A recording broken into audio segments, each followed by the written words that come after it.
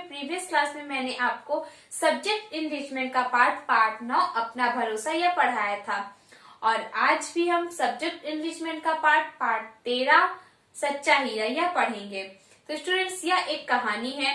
इसमें बताया गया है कि अगर कोई किसी की प्रशंसा कर रहा है तो क्या वास्तव में वो वैसा ही होता है? नहीं, इसमें अंतर होता है।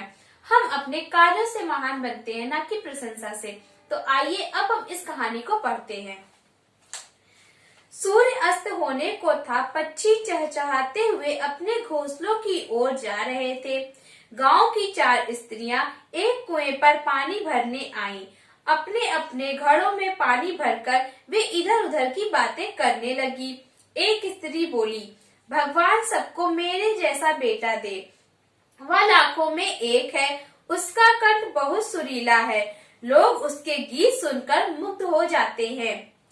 सच कहूँ, मेरा बेटा तो हीरा है।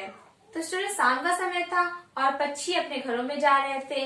एक गांव में 4 स्त्रियां कुएं पर पानी भरने आती हैं और वह फिर आपस में बातें करने लगती है। उनमें से पहली स्त्री कहती है कि मेरा बेटा बहुत ही अच्छा है, उसका कंठ बहुत सुरीला है, यानी वो बहुत मीठा गाता है और जब वह गाता है तो उसकी आवाज सुनकर सभी मुग्ध हो जाते हैं, यानी सभी उसकी आवाज पर मोहित हो जाते हैं।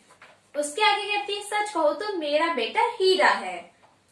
उसकी बात सुनकर दूसरी स्त्री से रहा न गया, वह भी अपने बेटे की प्रशंसा करने लगी। वह बोली, बहन, मेरा बेटा बहुत शक्तिशाली और साहसी है, वह तो आज के युग का भीम है। दोनों स्त्रियों की बातें सुनकर तीसरी भला चुप कैसे रहती। तो स्टूडेंट्स, पहली स्त्री की बात सुनकर दूसरी स्त्री भी बोलती है, कहती है मेरा बेटा बहुत ही शक्तिशाली है, साहसी है, वह आज के युग का भीम है। भीम बहुत ही शक्तिशाली थे, तो इसीलिए वह उन्हें भीम की संज्ञा देते और कहती है मेरा बेटा बहुत ही शक्तिशाली है, भीम की तरह। इसके बाद उन दोनों स्त्रियों की बात सुनकर जो तीसरी स्त्री रहती है वह क्यों चुप रहती, वह भी बोलती है। आइए जानते हैं कि वह क्या कहती है। वह भी बोल पड़ी, मेरा बेटा तो इतना बुद्धिमान है कि वह जो कुछ पढ़ता है उसे एकदम कंठस्थ हो जाता है, उसके कंठ में तो सरस्वती का वास है। तीनों स्त्रियों की बातें सुनकर भी चौथी स्त्री चुपचाप बैठी रही। उसका भी एक बेटा था, पर उसने उसके बारे में कुछ नहीं कहा। तो स्टूडेंट्स, दोनों स्त्रियों की बात सुनकर तीसरी स्त्री वह भी बोल उठी कि मेरा बेटा बहुत ही विद्वान है, बहुत ही बुद्धिमान है, वह जो एक बार पढ़ता है उसको वह याद हो जाता है, कंठस्थ में याद हो जाता है, उसके गले में सरस्वती का वास है। और तीनों स्त्रियों की बातें सुनने के बाद भी जो चौथी स्त्री रहती है वह चुपचाप ही रहती है। वह अपने बेटे के बारे में कुछ नहीं कहती। उसका भी पुत्र रहता है, लेकिन वह उसकी कोई भी प्रशंसा नहीं करती। पहली स्त्री ने उसे टोकते हुए कहा, तुमने अपने बेटे के विषय में कुछ नहीं बताया। चौथी स्त्री बोली, मैं अपने बेटे की क्या प्रशंसा करूं? ना तो वह अच्छा गायक है, ना ही भीम सा पहलवान। जब वे अपने घड़े सिर पर रखकर लौटने लगी तभी उन्हें एक मधुर गीत सुनाई दिया। उसे सुनते ही पहली स्त्री बोल उठी, मेरा हीरा आ रहा है, तुमने सुना उसका कंठ कितना मधुर है। तो स्टूडेंट्स, इसके बाद जो पहली स्त्री रहती है वह चौथी स्त्री को कहती है, तुमने अपने बेटे के बारे में कुछ नहीं कहा। तब वह कहती है, मैं क्या कहूँ, मेरा पुत्र ना ही गायक है ना ही पहलवान है, तो मैं उसके बारे में क्या बताऊं। इसके बाद वह सभी घड़ों को उठाकर आगे बढ़ती हैं। तभी उन्हें एक मधुर आवाज सुनाई पड़ती है। तो पहली स्त्री कहती है, देखा कितनी मधुर आवाज है, यह तो मेरा हीरा है, यानी उसका बेटा है। वह लड़का गीत गाता हुआ उसी रास्ते निकल गया। उसने अपनी माँ की ओर ध्यान तक नहीं दिया। थोड़ी देर बाद ही दूसरी स्त्री का बेटा भी उधर से आता दिखाई दिया। उसे देखकर दूसरी स्त्री बोली, देखो वह मेरा लाडला बेटा आ रहा है, उसका बलिष्ठ शरीर तो देखो। तो स्टूडेंट, जो पहली स्त्री थी उसका पुत्र गीत गाता हुआ उधर से निकला, लेकिन उसने अपनी माँ की तरफ देखा भी नहीं। इसके बाद लोगों को सामने से आता हुआ एक और लड़का दिखा। दूसरी स्त्री बोली, यह मेरा बेटा है, देखो उसका शरीर कितना ही हिष्ट पुष्ट है, यानी वो कितना बलवान है। वह बेटा भी माँ की ओर देखे बिना निकल गया। थोड़ी ही देर में तीसरी स्त्री का बेटा भी संस्कृत श्लोक बोलता हुआ वहाँ से गुजरा। वह भी माँ की ओर देखे बिना आगे बढ़ गया। तो स्टूडेंट्स, दूसरी स्त्री के बाद तीसरी स्त्री का बेटा भी उधर से आता हुआ दिखा और संस्कृत में श्लोक पढ़ रहा था, लेकिन उसने भी अपनी माँ की तरफ नहीं देखा और आगे बढ़ गया। चारों स्त्रियां अभी थोड़ा ही आगे बढ़ी होंगी कि चौथी स्त्री का बेटा भी उधर से आ निकला। वह बिल्कुल सीधा साधा लग रहा था। उसे देखकर चौथी स्त्री बोली, बहन, यही मेरा बेटा है।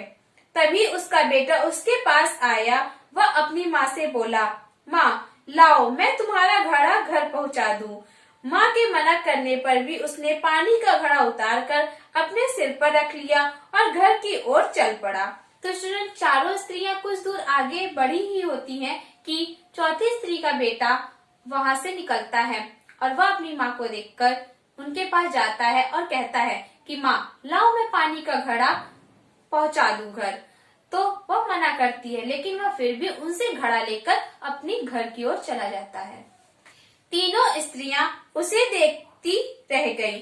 पास खड़ी एक बूढ़ी महिला बोल उठी, देखती क्या हो, सच्चा हीरा यही है।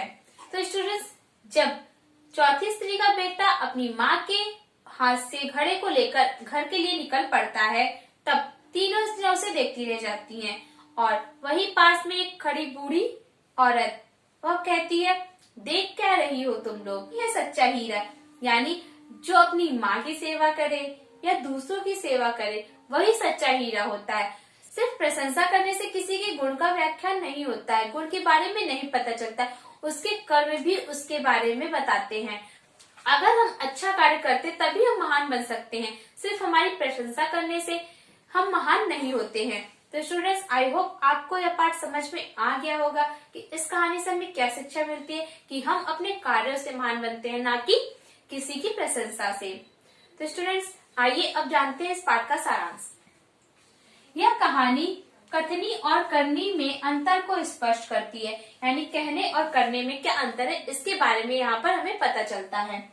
हमारे गुण तभी सार्थक कहलाते जब वे दूसरों के काम आए। हमारे अंदर क्या गुण है, अगर वो किसी के काम आ रहे हैं तभी वह गुण हमारे लिए उपयोगी हैं, अन्यथा उनका कोई भी मोल नहीं है। हम प्रशंसा से नहीं बल्कि अपने कार्यों से महान बनते हैं। अगर हमारी कोई प्रशंसा कर रहा है तो हम इससे महान नहीं बनेंगे। अगर हम कुछ कार्य कर रहे हैं तब हम उससे महान बनते हैं, ना कि प्रशंसा से। तो स्टूडेंट्स, यह था सारांश। आई होप आपको समझ में आ गया होगा। स्टूडेंट्स, सारांश को जानने के बाद अब आते हैं हम शब्दार्थ पर। तो स्टूडेंट्स, आपकी बुक में पेज नंबर 79 पर जो शब्दार्थ दिए गए हैं, आपको उन्हें ही याद करना है। इसमें पहला शब्दार्थ है आपका मुग्ध। मुग्ध का अर्थ होता है मोहित। अस्त, अस्त का अर्थ होता है छिपा। शक्तिशाली, इसका अर्थ होता है ताकतवर। कंठ, गला। बुद्धिमान, होशियार। प्रशंसा, तारीफ। बलिष्ठ, बलवान या ताकतवर। मधुर, मीठा। कंठस्थ, जुबानी याद होना। तो ये है हमारे शब्द, इन्हें आपको याद करना है और याद करने के बाद इसे आपको अपनी होमवर्क कॉपी में लिखना है। यह आपका होमवर्क है। तो स्टूडेंट्स, क्लासवर्क में आपको क्या करना है, क्लासवर्क में आपको इस पाठ के बहुविकल्पीय प्रश्नों को करना है। तो यह आपका आज का क्लासवर्क है। क्लासवर्क में आप इस पाठ को पढ़िएगा, इसके बाद इस पाठ के जो बहुविकल्पीय प्रश्न है उन्हें करिएगा और उसे ग्रुप में सेंड करिएगा। और होमवर्क में सभी शब्दार्थ याद करके उन्हें अपनी होमवर्क कॉपी में लिखना है और एक पेज आपको सुलेख भी राइट करना है।